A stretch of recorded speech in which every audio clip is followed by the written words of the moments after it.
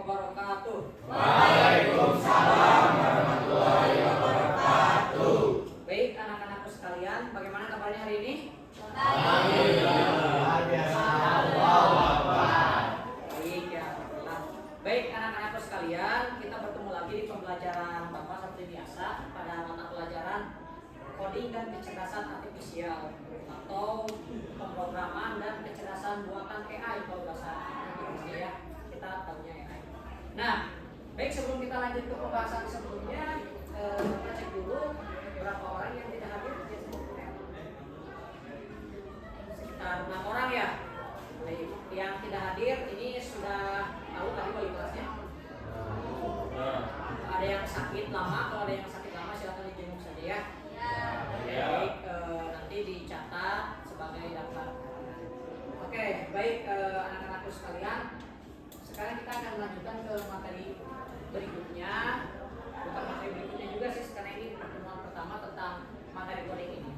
Sebelumnya, apa itu materi coding dan apa implementasinya? Jadi, anak-anak sekalian, coding dan kecerdasan buatan ini sekarang menjadi sesuatu yang booming dan itu bisa kita manfaatkan menjadi menambah produktivitas pekerjaan. Kalian pasti sudah mendengar yang namanya Gemini? Sudah pernah menggunakannya? Gemini, ya kalau kita bahasa Inggrisnya Gemini, ChatGPT, ada Cici katanya, ada Claude, kemudian ada AI yang lagi keluar.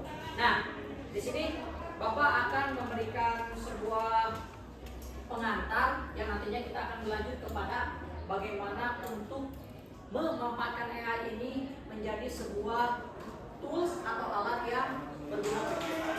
Nah, contoh ya, misalnya bisa diperhatikan di layar, misalnya Bapak itu membuka Gemini. Gemini ini adalah salah satu AI yang namanya adalah AI-nya bentuknya adalah AGI ya. Jadi AGI itu adalah AI untuk memproses sebuah teks atau LLM, Large Language Model, atau model bahasa yang large itu apa? Besar. Jadi dia bisa memahami bahasa kita. Nah, si AI ini sekarang sudah ke tahap Gemini itu kan lihat ya, ini versinya berapa? 2,5 Pro. Bapak sudah langganan Pro beberapa, salah satunya ChatGPT. ChatGPT juga Bapak sudah langganan, ini ChatGPT apa? Lihat ada modelnya ChatGPT berapa? ChatGPT 5 Thinking. Kata pendirinya ChatGPT 5 ini, kata pendirinya siapa? Bukan pendirinya CEO itu direktur utama. Direktur utamanya yaitu Sam Altman. Kata dia, kalau kamu memiliki ChatGPT 5 versi Pro atau versi Thinking ini di sakumu, kamu seakan-akan punya 5 mahasiswa S3 di sakumu. Artinya dia bisa rasional, dia bisa reasoning, menalar, bisa thinking, berpikir, dan bisa problem solving. Contohnya, ini kita kasih studi kasus ya, mau ChatGPT, mau Gemini, contoh di Gemini ya. Di Gemini, misalnya, ini konteksnya untuk pembelajaran, ya. Misalnya, berikan informasi, berikan materi pembelajaran tentang, kalian sekarang misalnya belajar tentang sama Pak Gemilar, belajar PLC ya, tentang PLC dan fungsinya di industri. Nah, ini beda, AI ini beda dengan search engine. Search engine itu adalah mesin pencari, contohnya Google. Suka mencari di Google? Kalau mencari di Google, apa yang kita cari, yang ketemu itu adalah dari web-web yang ada, betul? Bisa biasanya dari Wikipedia, dari berita, dari Blogspot, dari WordPress. Kalau AI, dia itu diolah dulu oleh dia. Jadi bisa saja AI ini memang yang lebih pintar, tetapi AI ini tetap sebuah mesin yang mana harus ada verifikasinya dari kita sebagai pengguna. Jangan ditelan mentah-mentah. Karena si AI ini juga sumbernya dari internet, dari buku, dari PDF, dari jurnal, dari apapun itu. Jika sumbernya juga bias atau salah, maka AI juga akan menjelaskannya salah. Jadi harus dikurasi atau di review dulu oleh kita. Nah ini contohnya. Ini untuk pembelajaran lihat ada videonya, ada fotonya, ini pengertiannya dan lain-lain. Bahkan tuh kan ada video dari YouTube-nya tentang apa itu PLC ya. Kemudian misalnya di sini ketika Bapak pakai alat ya, bisa dibuat dengan video. Contohnya buat dalam kanvas. Dalam kanvas itu adalah buat dalam bentuk dokumen Microsoft Word, dokumen doc. Jadi dokumen tersebut nanti bisa diedit. Nah ini kan bisa diedit ya. Kalau seperti ini, kalian bisa di copy, kemudian kalian bisa disimpan di dokumen, di PDF kan, kemudian kalian bisa baca nanti di HP kalian lebih enak. Kemudian kalau kalian buat, ini bisa dibuat menjadi ringkasan audio. Pak dan saya mah, maksudnya sekarang sedang lelah matanya tidak ingin membaca, karena membaca itu wajib harus. Kalian bisa dibuat si teks ini menjadi video, menjadi audio, dan bisa didengarkan seperti podcast. Jadi kalian bisa sambil tiduran nanti, sambil mau mungkin sambil beberes di rumah mendengarkan headset, mendengarkan materi pembelajaran. Kayak gitu, ya. Ini AI. Nah, AI ini yang pertama ada etikanya, yang pertama ada etika AI. Etika penggunaan AI ini atau kecerdasan artifisial ini yang pertama, AI itu ada dua kelemahan. Yang pertama bias. Bias itu terkadang dia itu tidak tahu mana yang benar dan yang salah, jadi yang hanya ada sumbernya dianggap itu benar. Yang kedua itu bisa saja dia itu hoax karena mengambil sumbernya juga ya hoax ya. Jadi itu kita harus verifikasi ulang. Yang selanjutnya itu banyak ya, ada ChatGPT, Gemini, kemudian Bapak juga ada Perplexity misalnya. Ada Perplexity AI, ini sama saja. Nah, AI ini supaya dia bisa berpikir dengan baik dan benar ada namanya prompt. Namanya apa? Prompt. Mari promptnya apa? Ya tanya AI lagi. Kalau prompt itu apa ya? Jadi tulisnya kayak gini ya. Prompt ya. Prompt ya. Prompt. Apa arti dan definisi prompt untuk konteks perintah di AI, untuk konteks memberikan perintah di AI. Nah, bentar ya. Ini pakai ChatGPT sama aja sih. Nah, apa katanya? Jadi berikut arti prompt dalam konteks memberi perintah AI. Jadi kan Bapak juga ini kan, Bapak teh memberikan pembelajaran prompt tapi menggunakan AI, jadi Bapak langsung praktek. Jadi prompt itu adalah teks atau input AI seperti gambar atau video yang kamu berikan ke model AI untuk menjelaskan apa yang kamu inginkan, konteks, tujuan, konteks, data, dan bentuk keluaran prompt berfungsi sebagai brief. Brief itu teh brief itu teh apa ya? Briefing. Brief itu artinya menyamakan persepsi atau instruksi kerja untuk AI. Nah, di sini kita pada tahap awal itu kita akan belajar namanya prompt engineering. Prompt itu perintah, engineering itu apa? Teknik. Jadi teknik perintah AI. Oke, teknik perintah AI itu ada apa saja yang bisa ada di dalam prompt. Yang pertama instruksi, konteks atau latar, data masukan, format keluaran, batasan dan gaya, contoh, peran, dan lain-lain. Ya, jadi kita itu akan semakin bagus promptnya, semakin apa?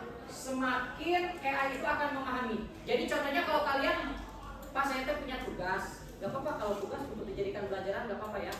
Pas saya punya tugas pembelajaran itu misalnya ada tugas matematika ingin belajar di AI, jadi jangan ujuk-ujuk di foto, udah bagi foto saja, tapi berikan konteksnya. Misalnya konteksnya adalah kerjakan tugas matematika ini, materinya adalah tentang aljabar linear, misalnya ya. Atau contohnya Bapak di Gemini itu Bapak bisa bikin apa? Bikin gambar ya. Gambar. Contohnya buatkan gambar kelas dan ada siswa teknik elektro yang sedang belajar. Nah ini kayak gini. Atau mengedit foto Bapak bisa kan kayak gitu ya. Konteksnya ini adalah contohnya prompt.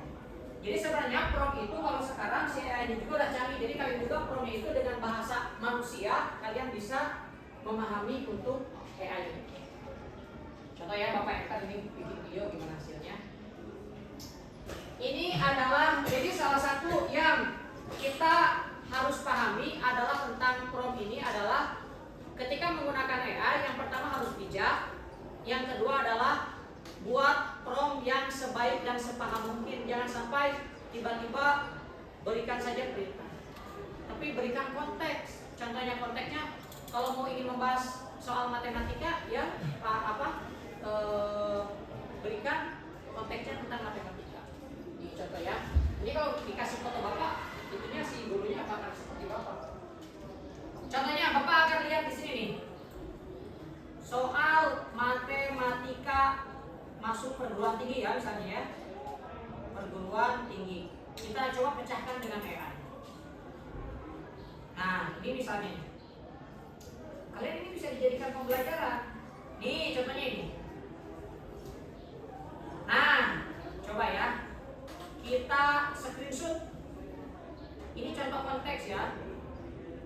Screenshot. Bapak screenshot.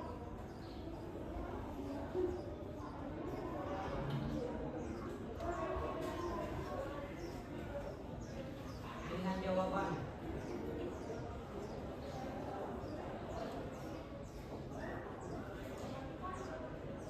Nah ini segini ya. Ini capture. Misalnya ke Gemini. Kalian kasih konteks prompt itu jangan langsung kata Bapak jangan langsung upload tapi kasih konteks misalnya. Gini, bagusnya kayak gini ya. Kamu adalah seorang matematikawan yang jago.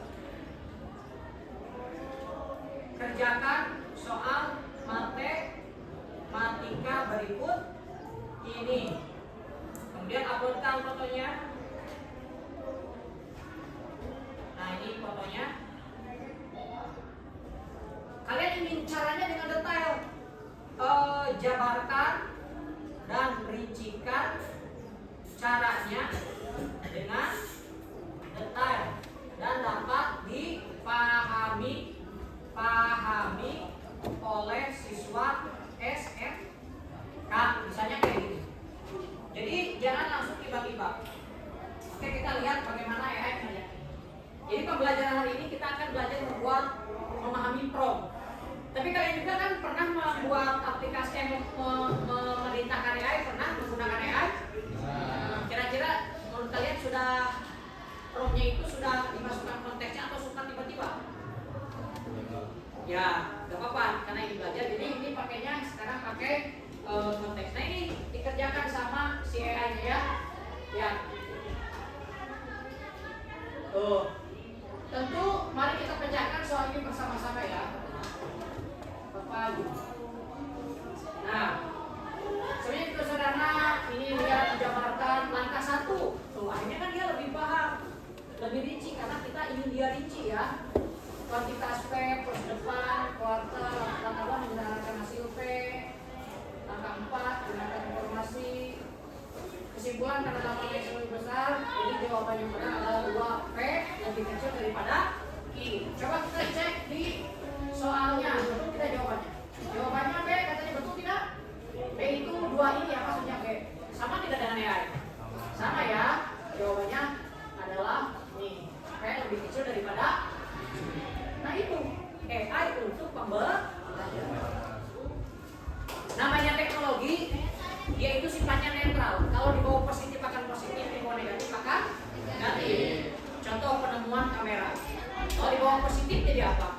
jadi video pembelajaran.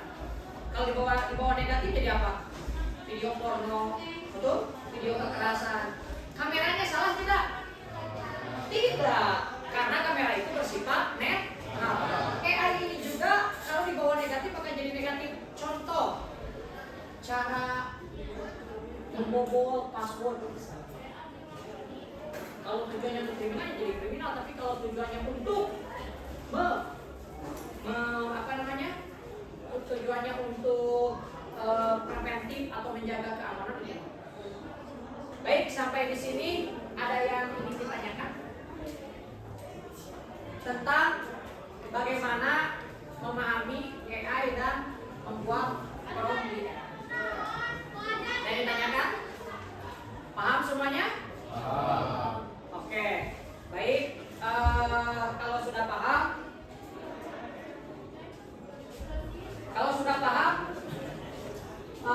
kita akan mencobanya bersama-sama. Tapi mencobanya dibuat kelompok, kemudian nanti kita akan presentasi.